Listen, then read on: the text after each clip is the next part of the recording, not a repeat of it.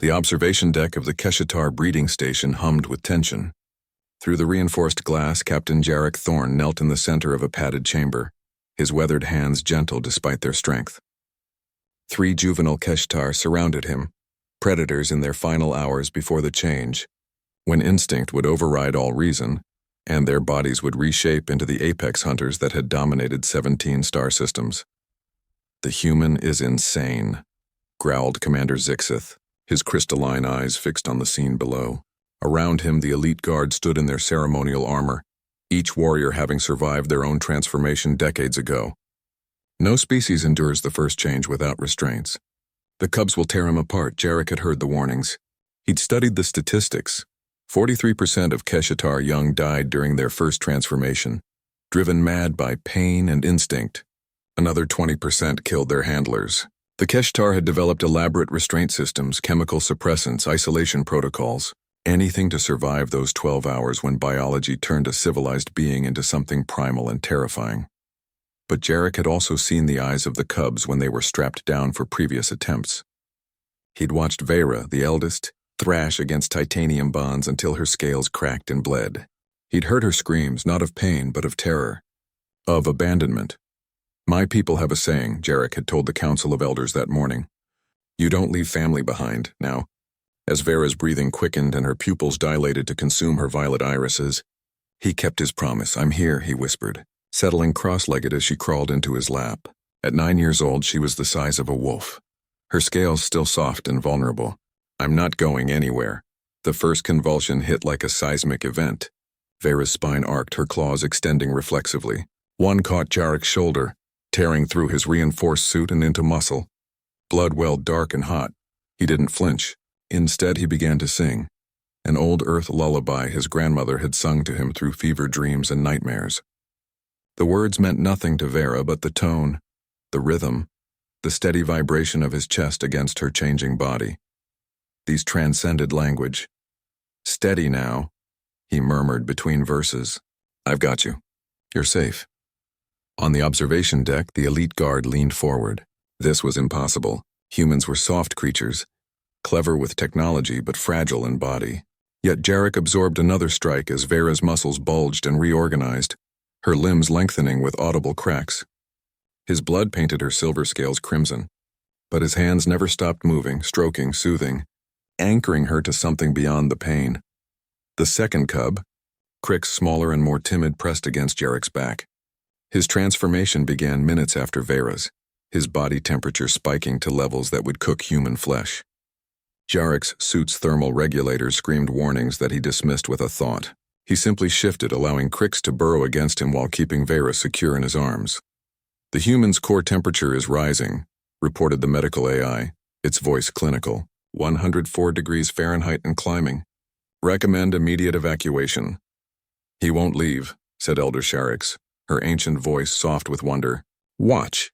The third cub, Nisa, the runt who had been deemed unlikely to survive, began her change with a whimper. She was too weak, the elders had said. Better to let her go peacefully than endure the agony, but Jarek had refused to accept that verdict. Now, as her small body seized, he extended one bloodied arm, creating a shelter where she could press against his ribs. 3 cubs in active transformation, 3 separate biological storms that would have required a dozen trained handlers and an arsenal of suppression technology. 1 human holding them all. "Impossible," breathed Commander Zixith. But he couldn't look away. Jarek's world narrowed to breath and heartbeat. His own pulse, steady and strong, became a metronome. When Vera thrashed, he absorbed the impact and whispered encouragement.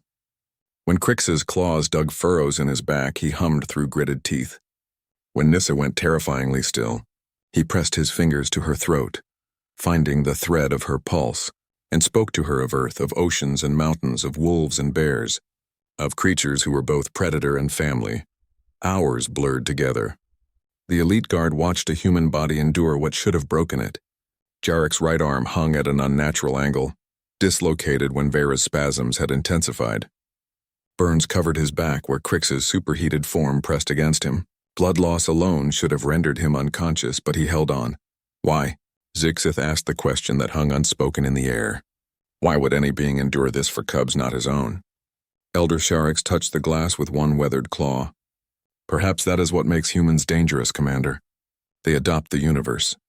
Dawn broke over the station's artificial horizon.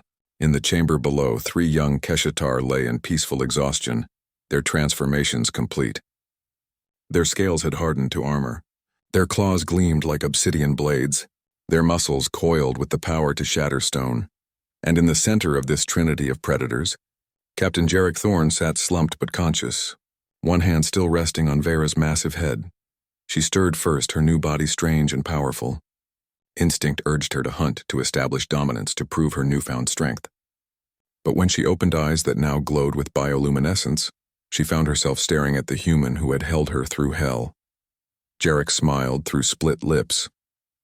"Hey there, Vera, you made it. She should have attacked." Every biological imperative screamed for her to test her new weapons against flesh. Instead, she lowered her head and pressed her muzzle against his chest, listening to that steady heartbeat that had been her anchor through the storm. Crix and Nisa followed, their larger forms surrounding the battered human in a protective circle. The door to the chamber hissed open. The elite guard entered, their weapons lowered in respect. Commander Zixith approached slowly, understanding dawning in his ancient eyes. "You have done what we thought impossible, Captain Thorne," he said. "You have given these cubs not just survival, but trust. They will be bonded to you now, you understand this? They will follow you across the stars." Jarek looked at the 3 young predators who regarded him with fierce devotion. He thought of his crew, his ship, his mission to build bridges between species. He thought of how humanity had always excelled at one thing, making family out of strangers. "Good," he said simply. "The galaxy's a big place. They'll need someone watching their backs." Vera rumbled, a sound that would one day shake enemy fleets.